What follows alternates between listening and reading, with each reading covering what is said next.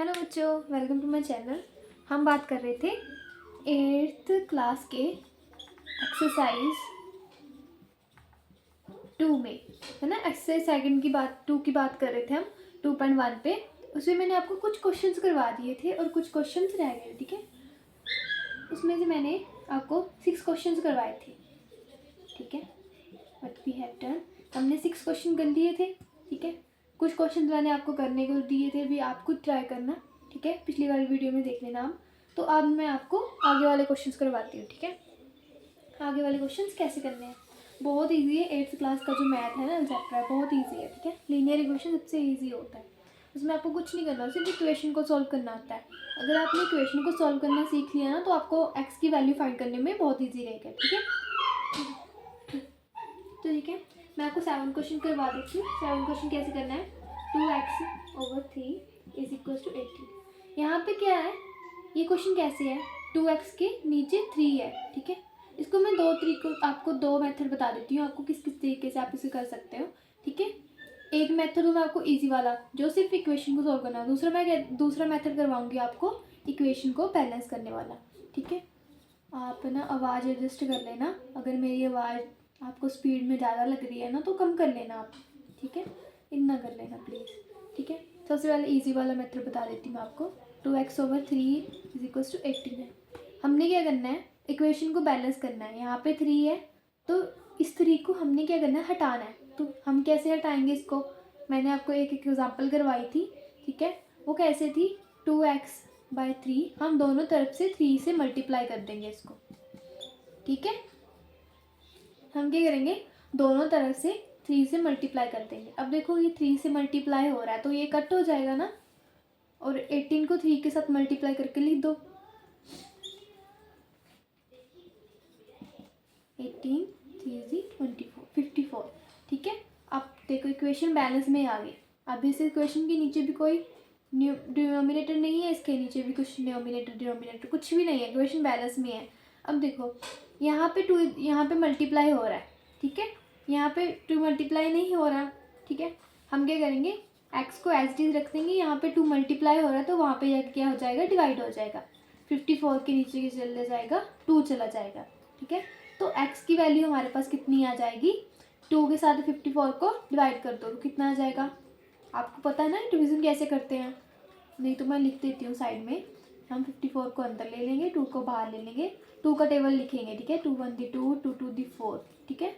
अब जो 4 है वो 5 से छोटा है ना, तो ऐसे आ जाएगा, ठीक है। 2 7 40। तो x की कितनी वैल्यू आ गई हमारे पास, 27। एक तो ये मेथड हो गया। इस मेथड को क्या बोलते हैं, इक्वेशन बैलेंस करने वाला। इसमें हमने क्या किया था, दोनों तरफ की जो इक्वेशन थी उनको बैलेंस कर लिया था। अब सेकंड मेथड देखो कैसे करते हैं, वो सिर्फ क्या सिंपली सॉल्व करना है, मैथमेटिकल टर्म का यूज़ करते हुए, मैथमेटिकल रूल्स का यूज़ करते हुए, उनका सॉल्व यूज़ करते हुए हमने एक्स की वैल्यू निकालनी है। वो कैसे निकालेंगे, सिंपली आप लोग अगर मैं चुप करके बोलूँगी ना, चुप करके रहूँगी ना, तो आपको समझ में आ जाएगा, इसलिए मैं इसे सिंपली कर देती हूँ, ठीक है।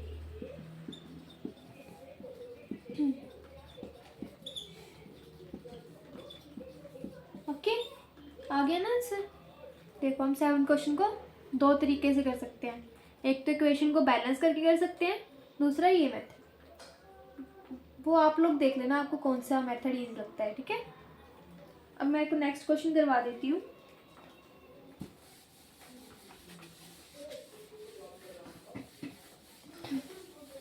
इस वाली वीडियो में मैं आपको 2.1 है ना जो, वो ख़त्म कर दूँगी।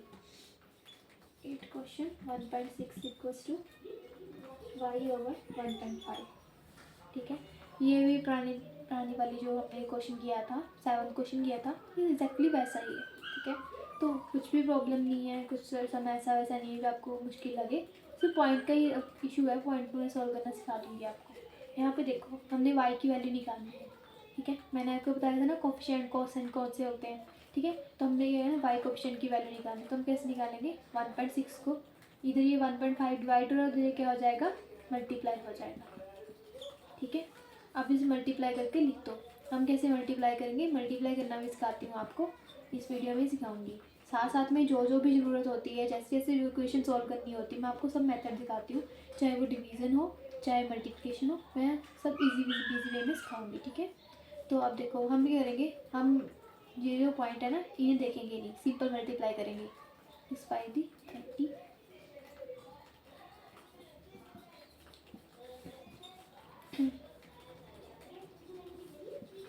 ठीक है। ये थे ना, अब 2 पॉइंट थे, एक इसका पॉइंट था, एक इसका पॉइंट था, दोनों को लेके तो कितने पॉइंट हो गए, 1 2 2 पॉइंट हो गए ना। पीछे से कैलकुलेट करना स्टार्ट करेंगे, 1 2, तो यहाँ पे आ जाएगा पॉइंट, तो अब y की वैल्यू कितनी आ जाएगी 2.4, ठीक है। समझ में लग गया अब आपको। अब 9th क्वेश्चन देखो, 9th क्वेश्चन कैसे सॉल्व करना है। 9th क्वेश्चन में क्या है, 7x minus 9 is equals to 60। तो अब देखो 7x को ऐसे एज इट इज़ रख लेंगे। अब 16 में क्या करेंगे, हम 9 को प्लस कर देंगे, 16 प्लस 9, 7x इक्वल्स टू 16 में 9 को ऐड करने के बाद हमारे पास कितना बनता है। आप लोग भी लिखा करो, साथ साथ में कॉपी उठा के ना सोल्व किया करो, ठीक है। 525। अब देखो 7 इसके साथ मल्टीप्लाई हो रहा है x के साथ, वहाँ उधर जाके दूसरी तरफ जाके हो जाएगा डिवाइड हो जाएगा, तो x की वैल्यू कितनी आ जाएगी, ठीक है। अगर कोई दिक्कत आती हो तो मुझे बता दिया करो, ठीक है, तो मैंने नहीं बताना। अब नेक्स्ट क्वेश्चन देख लो, 10th क्वेश्चन।